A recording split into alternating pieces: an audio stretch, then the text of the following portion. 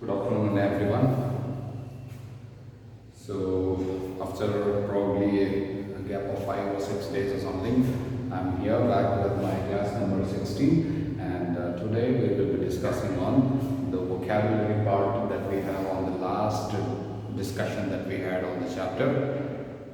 Which was the last lesson that we completed? Yes, it was Oru Manushan by Begum Muhammad Bashir. So I was just going through the number of the views of the video that has been uploaded so far. Like many of you might have not seen the videos, but when you come back to the college or something, it's a very important chapter, and I want all of you who have missed the video to watch it again and again and get to know what is the theme of the chapter Oru Manushan is all about. Because in the last class I have also discussed the question and answers related to the chapter that also has been already completed, and since I have already completed the chapter, today on the same chapter in the textbook of yours you have been given small exercises on something that is called as vocabulary. Now what do you mean by vocabulary first of all? Yes, what do you think vocabulary is all about? Vocabulary, the moment, because in today's world when we live, we mostly think of the moment we say that he has a very good vocabulary to speak and all, isn't it? So vocabulary is nothing but knowing the different types of the words or something. So today I'm just going to talk to you something about a very small introduction on why vocabulary becomes very important in terms of communication. Okay, when we talk about communication, whether it could be listening, reading, writing or speaking or whatsoever, vocabulary becomes very important.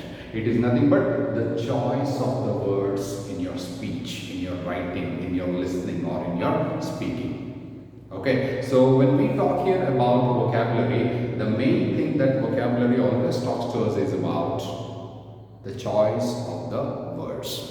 Okay, the first and foremost thing for that is that whenever you make use of any word, okay, you should be knowing the part of speech of that specific word. Okay, you should also be knowing whether this word can be used. Okay, broadly speaking, when we talk about the words, when we actually talk about the words may definitely come in some of the specific forms. Okay, one example I will give you, and then we will discuss about these words in terms of how can you use as the different forms of the word. For example, if I have to give you a word like satisfy.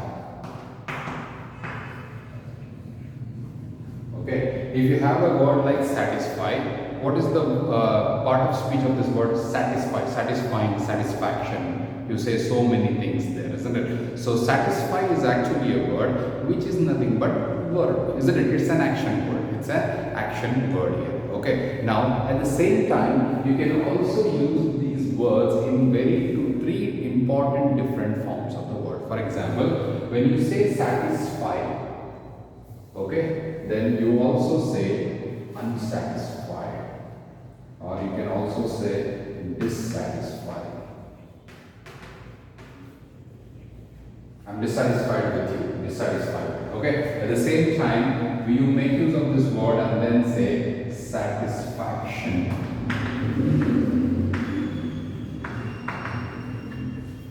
Can you say satisfaction? When you make use of the word satisfaction, it becomes an adjective. It becomes an adjective here. So when we talk here about making use of vocabulary, one should be very well aware of the fact that words can be divided into mainly three different forms here. Okay, when you say unsatisfied, okay, you can also say satisfied. Satisfied also you can say, isn't it?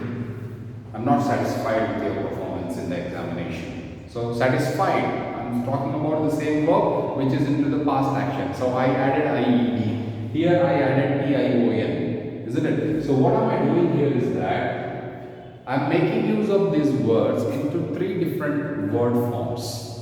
Okay, so that is what is called as vocabulary.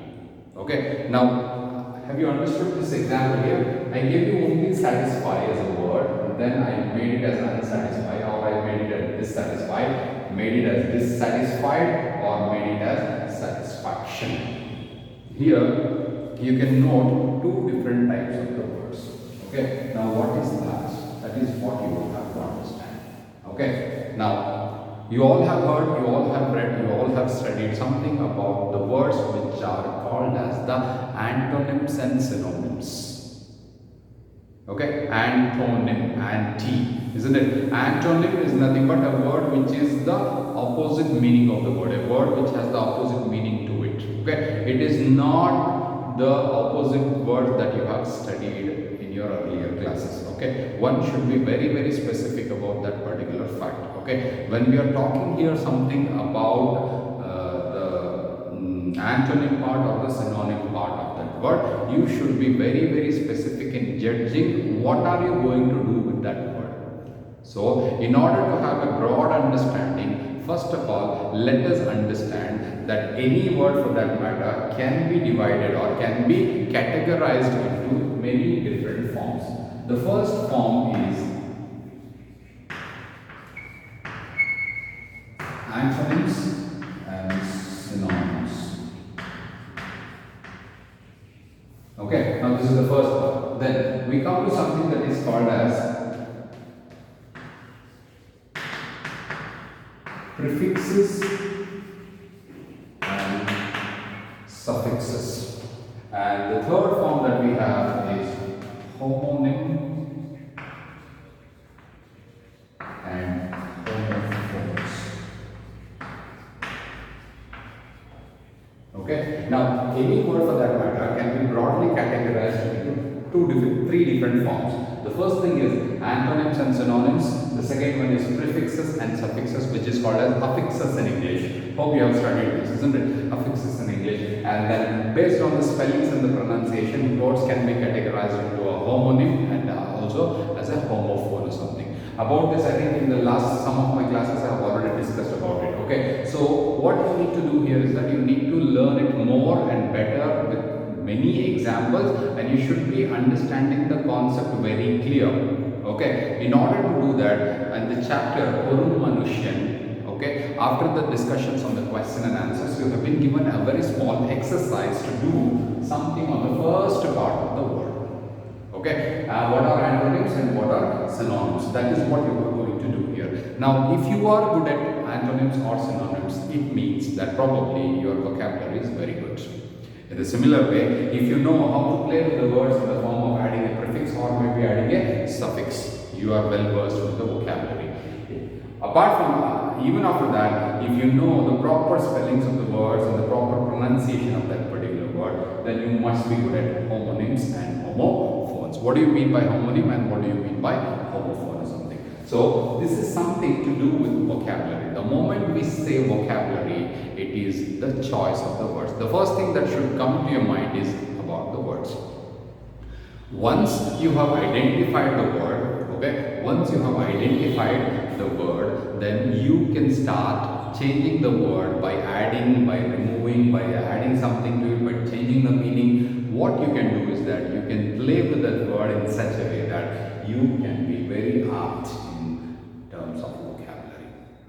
Am I clear? So any word for that matter, if it is given, first what you need to do is that you need to identify whether that word belongs to which part of speech.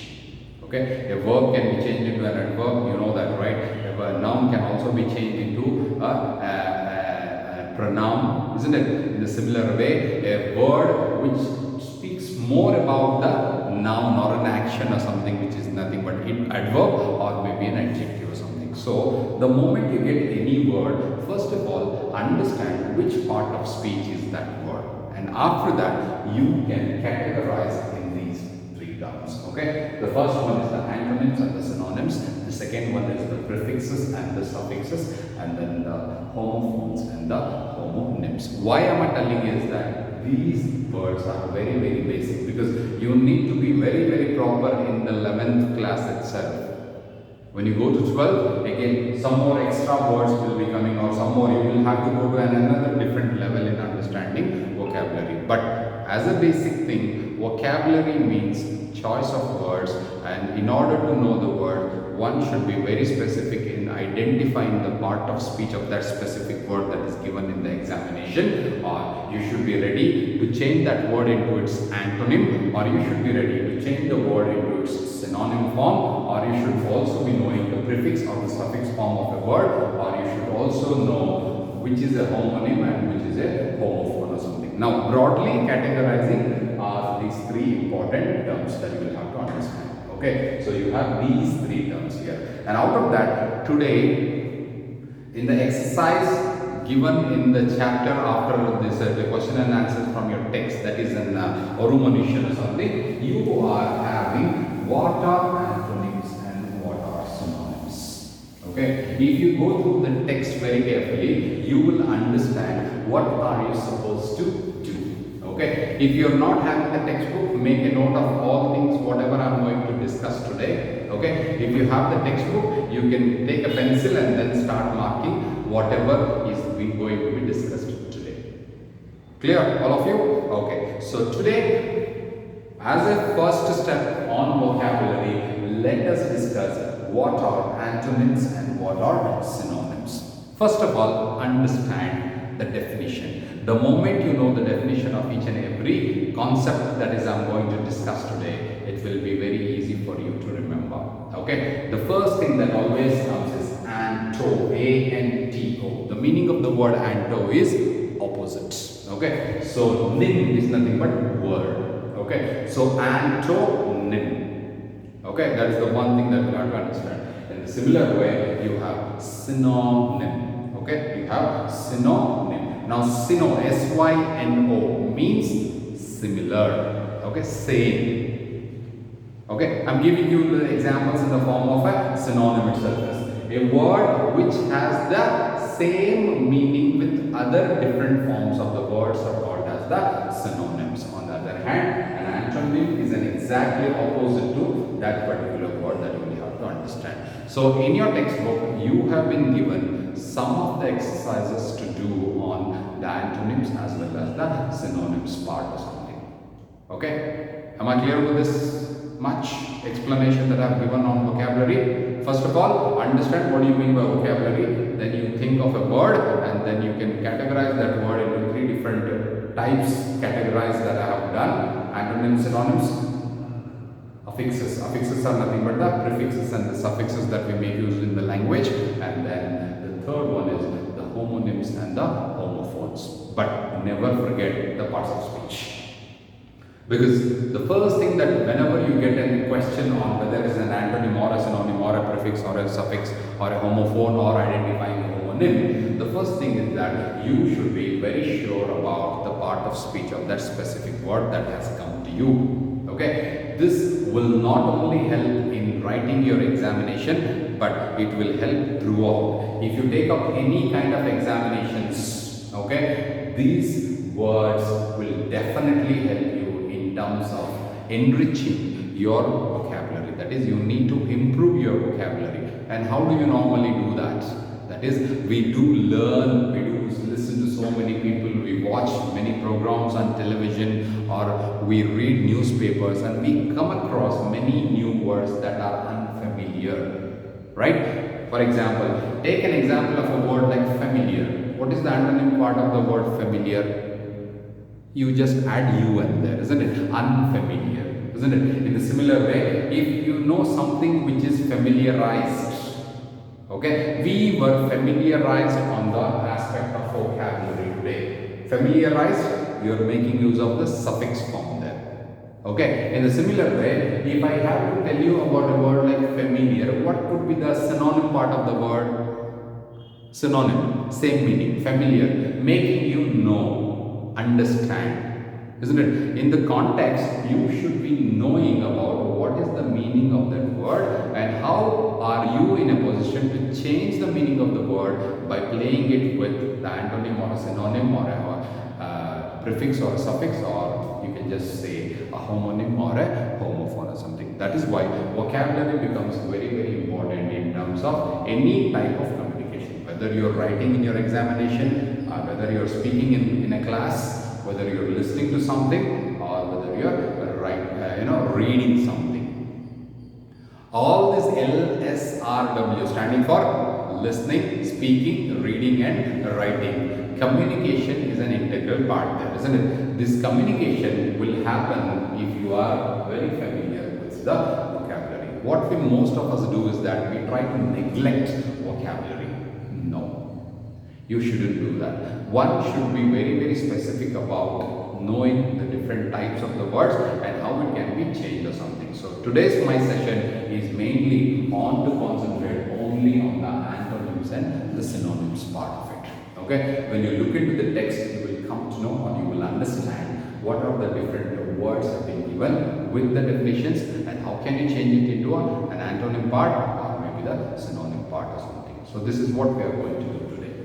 Hope you all have understood the discussion on vocabulary. Okay, so I need not repeat it again, that is what I feel, and now you will have to start doing the exercise. So go to page number 38 in your textbook if you have it, alright, and then look into what is been given there. For example, I'll just do some of the exercises, then we will slowly discuss and write down the answers that we are having. So on page number 38, okay, you have a small explanation on the antonyms and the synonyms. Alright, first thing is synonym. A synonym is a word which is identical in sense, identical, same, identical in sense and usage with another. For example, fast is a synonym of quick. Fast, do it fast, do it quickly, isn't it? So fast, the synonym for the word fast can be quick, isn't it? In a similar way, do it fast, we say, isn't it? In a similar way, do it quickly. What is the another word that you can think of as a synonym which is the similar to the meaning of the word fast? Swing, swift, right? You have heard of the word swift, right? So that car is there, no? Swift. What do you mean by swift? Swiftly, fast, isn't it? So what you need to understand here is that a word which has the same or the identical or the similar meaning to the given word is called as synonym. Okay, then an antonym is a word which is a contrary, opposite, contrary to the meaning of the another. For example, hot and cold. Hot and cold cannot be considered as the antonyms. Okay, don't take it in that way. It is actually something that comes under the opposite word that you have been studying. Okay, so hot is obviously cold, but this falls into a category of the opposite words. Rather, if you say a word like familiar, what is the antonym part of familiar? Unfamiliar, isn't it? In a similar way. I gave you an example, satisfaction, dissatisfaction, satisfy, dissatisfy. You are adding DIS there, isn't it? In a similar way, beautiful, ugly. This is not an example for antonym. This is an example for opposite word. Okay, in a similar way, when you say the words with adding before at the start of the word or may changing, it goes on with the different types of the words that you actually have it here. Okay, so understood what is the definition here? Synonym means similar, identical. That is why synonyms are the words which are same, which are having the same meaning to the given word is called as a synonym. And antonym, which is the opposite, contrary. Contrary is nothing but the opposite word or something. Now this is very small exercise that has been given here, and now you have been given work in pairs to find out the synonyms of the words given below. Refer to a thesaurus or if necessary. What most of us do is that we have the dictionaries with us. The moment you come across a new or an unfamiliar word that you haven't heard of, the first thing that you do is that you definitely go to dictionary. And in today's world, we live in the online form of the dictionaries, isn't it? All these hard copies of the dictionaries are kept at home. You don't even have time to touch that, but rather you have a mobile phone with you or a laptop or a desktop or something where you will ask it to Google what is the meaning of the word. So immediately so many search results are there in front of your screen saying either from Wikipedia or from Oxford whatsoever. So I would definitely suggest that you need to have Oxford dictionary be with you, a hard copy or whatsoever. Be have it with you, this will definitely help you in improving your vocabulary. Clear? Okay, now work in pairs to find out the synonyms of the words given below. Okay, for example, dilemma, quandary, plight and crisis. Dilemma means what? You are not able to decide either this way or that way. You are not sure of deciding something. In a similar way, quandary. Quandary means confusion. Okay, quandary means confusion. Plight. Plight means difficulty in deciding something. Plight means difficulty in deciding something. Crisis, problem. Crisis is a problem. Now, which of the word that you think here that has been given? Why? Because you have been given certain letters and you will have to find out the exact meaning of the word which is similar. Why? Because you are doing an exercise on synonyms. Okay, now there are P is given, E is given, I is given, A and E and T. So you definitely have to find out a word which starts with P, ends with T. In between whatever the letters have been given, you will have to identify. So can anyone tell me? Quandary, dilemma, plight, crisis. I need a word which is similar to its meaning here. Predicament. Predicament. Predicament. Can you think of that word? Heard of this word predicament? Predicament is something that you need to make into the future in the form of deciding something. Predicament. I'm not sure, but still I predict something. Prediction, heard of this word? Predicament is actually an adjective. That's an adjective. In a similar way, let us do. Have you understood what I did? The first one? That is what you're supposed to do, because certain letters of the word have been given with the synonyms of that word, and you got to find out the exact word what the textbook is asking you. Then, imprecise, inexplicit, non-specific, indistinct. Now, let me tell you the meanings of the other words that have been given. Imprecise, not exactly known, imprecise. Inexplicit, not clear, inexplicit. Then non-specific. It is not something which is specific. It is not distinct also. That is why it is being told as indistinct. All these words are prefixes here. If you note, im has been added to precise. Then you have explicit, you have inexplicit, and then you have specific, non-specific. You are adding actually the antonyms of those words there, isn't it? So, indistinct, you are supposed to do something which is distinct, you have to say it as indistinct. So, what would be the word that starts with V and ends with E? Think. Something which is inexplicit, something that is non-specific, something that is indistinct or imprecise. Have you heard of the word called vague? V-A-G-U-E. Can you write that word there? V-A-G-U-E. Vague. I have vague idea. Not very clear. I'm not very sure. I remember it vaguely. I don't know where I have studied about vocabulary. I remember it very vaguely. That is, I'm not very specific in remembering it. I'm not very sure in remembering it. So, can we put the word vague there? V-A-G-U-E. That is the word you will have to fill it out there. Getting? I hope you are following it, right? Alright, then come on to the next word. Task, job, duty, errand. Task, you are very familiar with this word. Job also you know it. Duty is also you know it. Errand, maybe this is a new word to you. Errand. Errand is nothing but work. Okay, errand is work. So, what is the other word that we can use it as a synonym or as a similar meaning word? Okay, I'll give you a hint. For example, if you are at home, you are supposed to do some specific work. And this work is always considered or called as household dash. Like for example, at your home, your mom does the household dash. Or at your home, you are supposed to do these household dash. Yeah, guess what is the? It starts with C and ends with E. I'm giving you a hint to identify or make the word. What does it mean? The similar meaning of the words have been given is duty, job, and what is it? Task, and it is also given errand. So what could be the word? Household dash. Household chores. CHORES.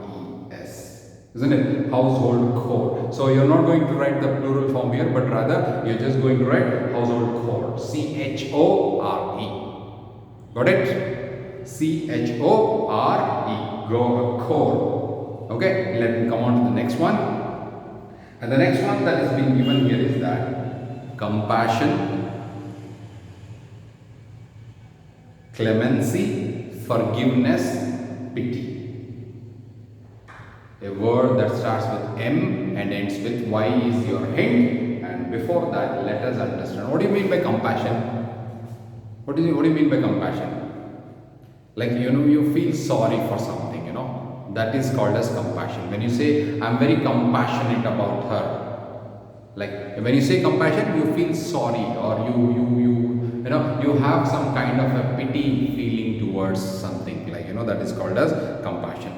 Clemency, same meaning, okay? Clemency is also meaning this, gives you the meaning of the same. You feel sorry for something, or you feel, what can I say, clemency, like pity, feeling pity, something like that, okay? And then forgiveness, like, when do you try to forgive the people? Obviously, when you feel sorry for them, isn't it? Or when you feel that they are helpless in such situation, isn't it? Pity, I think you all know that word, okay? Now give me the word which means the same with one more synonym of that word.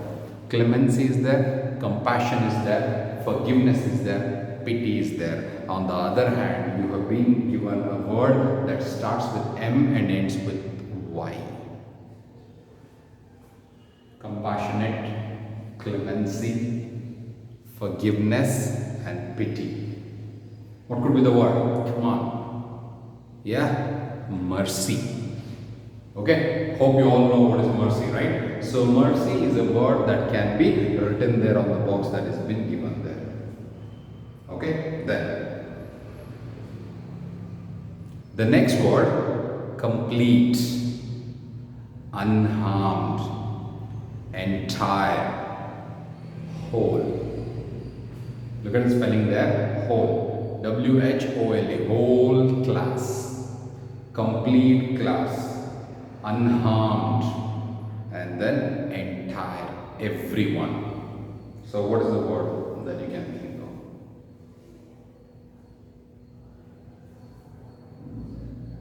Come on, think. So you have been given 4 words there, and those 4 words are complete. It's all completed. Okay, and then you have something that is unharmed, that is, it was untouched. No one has touched it. That it is entire, that is the entire packet of the entire college or the entire class whatsoever, and the whole, once again, the whole form. Okay, now give me what is the word that can be used as a synonym to name all these words in one word. I think that word ends with I, T, and ends also with T. Just think of it. Instant or intact. Heard of this word intact? When your exam question papers are set, like, I tried, or this question paper packet was intact. The whole question paper bundle or set or whatsoever was intact, isn't it? So you can replace all those 4 words with this reference to as intact. I-N-T-A-C-T, intact. This is what the word that you can think, or you can fill it over there. Am I clear, guys, all of you? See, what I have done today is that we have just started working on something that is called as vocabulary. And in the vocabulary, I am just started off with what do you need to do. Okay, what are the 3 different categories of the words that we can think of, and then taking each and single individual word and identifying what do they mean. Pertaining to that, in this in your textbook, we have just done one small exercise that has been given. Like there were some 5 words that were asked, giving you hints by supplying you the different letters of the words, and I have just discussed with you people about the description of those 4 words that were given in the form of a question to identify and give a synonym. This is what we have done today. Okay, so in the next class of mine, we will discuss some more words related to synonyms. At the same time, we will also complete some of the words which are antonyms as well. Okay, hope you have understood each and everything that was discussed today on the class number 16, and we have started off with how one can improve the vocabulary. So if you need to improve your vocabulary, what is the one thing that you are supposed to do in order to understand the vocabulary exercise or something? So I have just completed these 5 things that have been given. There are some more exercises that I will be doing it in the next class. But what I request you is that the moment, or when you think of certain words, like keep in your mind about the 3 different categories of the word that can be divided, which I have already discussed in the first part of my session in today's session. Okay, think like this in some more words.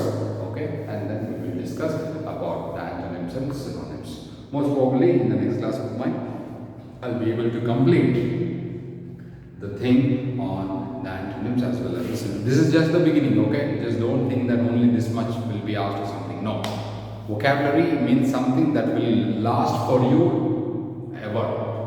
So you keep on learning, I keep on learning, everyone keeps on learning about the words. That is why we have words of the day in the dictionaries, online dictionaries, isn't it? The moment you open any of the dictionaries, the first thing that comes to your mind is that the word of the day. It will be given to you in the form of the word of the day. Then what you will do? You will look at the word, identify the parts of speech, identify the synonym, identify the antonym of that word, isn't it? You do it, right? Especially when you are referring to a dictionary or to a thesaurus. Definitely you will have the words related to antonyms and synonyms. Alright, so hope you all have understood today's class on the discussion on the first category of the word, antonyms and synonyms. I have just done only synonyms today, so antonyms and all things we will look at the text and we will complete it in the next class. Alright, so thank you very much. We'll meet you tomorrow.